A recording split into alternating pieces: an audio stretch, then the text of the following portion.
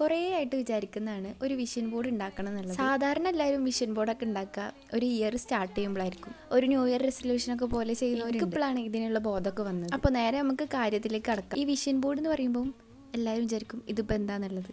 ഇതറിയണവരും ഉണ്ട്, അറിയാത്തവരും. ആദ്യം ഈ വിഷൻ ബോർഡിനെ കുറിച്ച് കേട്ടപ്പോൾ ഞാനും ഗൂഗിളിലും യൂട്യൂബിലൊക്കെ സെർച്ച് ചെയ്ത് നോക്കിയിട്ടുണ്ട്. അപ്പോൾ ഇത് മെയിനായിട്ട് നമുക്ക് എന്തെങ്കിലും ഡ്രീംസും ഗോൾസും ഒക്കെ ഉണ്ടെങ്കിൽ അതൊക്കെ അച്ചീവ് ചെയ്യാനുള്ളൊരു കീ ആയിട്ടൊക്കെ കൂട്ടാം. ഇത് ഉണ്ടാക്കി കഴിഞ്ഞപ്പോൾ മനസ്സിലായത് ഇത് നമുക്ക് നന്നായിട്ട് മോട്ടിവേഷൻ തരും. നമ്മുടെ ലൈഫിൽ നമുക്ക് പറ്റില്ല എന്ന് വിചാരിക്കുന്ന കുറേ കാര്യങ്ങളുണ്ടാവും.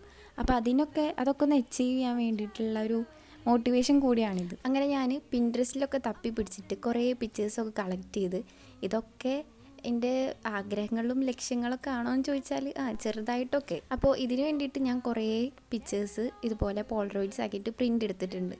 കൂടാതെ കുറേ സ്റ്റിക്കേഴ്സും എടുത്തിട്ടുണ്ട്. എല്ലാം നമ്മുടെ പിൻട്രസ്റ്റിൽ തന്നെയാണ്. അപ്പോൾ പിക്ചേഴ്സൊക്കെ ഞാൻ കട്ട് ചെയ്തിട്ട് ഇതിന് വേണ്ടിയിട്ട് എടുത്തിട്ടുള്ളത് ഫോം ബോർഡാണ്. അപ്പോൾ ഫോം ബോർഡ് ഇല്ലെങ്കിൽ കാർഡ്ബോർഡിൻ്റെ പീസോ എന്തും നിങ്ങൾക്ക് യൂസ് ചെയ്യാം. കുറച്ചും കൂടി സ്റ്റേബിൾ ആവാൻ ഫോം ബോർഡായിരിക്കും നല്ലത്. പിന്നെ ഇതിലുള്ള പിക്ചേഴ്സിനെ കുറിച്ചൊന്നും ഞാൻ ഡീറ്റെയിൽ ആയിട്ട് പറഞ്ഞു തരുന്നില്ല, കാരണം നിങ്ങൾക്ക് ഇത് കണ്ടാൽ മനസ്സിലാവുന്നുണ്ടാവും എന്തൊക്കെയാണെന്നുള്ളത്. അങ്ങനെ പിക്ചേഴ്സൊക്കെ കട്ട് ചെയ്ത് വെച്ച് നോക്കുമ്പോൾ എവിടെയോ എന്തോ ഒരു തകരാറ് പോലെ ഉണ്ട്. എങ്ങനെ വെച്ച് നോക്കിയാലും എവിടെയെങ്കിലുമൊക്കെ ഒരു ഗ്യാപ്പ് കാണും. അപ്പോൾ ഞാൻ സൈഡൊന്ന് ചെറുതായിട്ട് കട്ട് ചെയ്ത് പിക്ചേഴ്സൊക്കെ ഞാൻ ഡബിൾ ടൈപ്പ് വെച്ചിട്ടായിരുന്നു സ്റ്റിക്ക് ചെയ്തിട്ടുണ്ടായിരുന്നു. അങ്ങനെ എല്ലാ പിക്ചേഴ്സിലും ഡബിൾ ടൈപ്പൊക്കെ വെച്ച് സെറ്റാക്കിയിട്ടുണ്ട്. പിന്നെ അലങ്കാരപ്പണികൾ ഞാൻ ഒട്ടും കുറച്ചിട്ടില്ല. അത്യാവശ്യത്തിലധികം സ്റ്റിക്കേഴ്സും കാര്യങ്ങളൊക്കെ ഒട്ടിച്ചു കൊടുത്തിട്ടുണ്ട്. ഫൈനൽ ലുക്ക് കണ്ടപ്പോൾ ഇത്രയും അടിപൊളിയാവുമെന്ന് ഞാൻ ഒരിക്കലും വിചാരിച്ചില്ല. അങ്ങനെ എല്ലാ പിക്ചേഴ്സും നമ്മൾ സ്റ്റേബിൾ ആക്കി കൊടുത്തിട്ടുണ്ട്. ഇനി കുറച്ച് അലങ്കാരപ്പണികളാണുള്ളത്.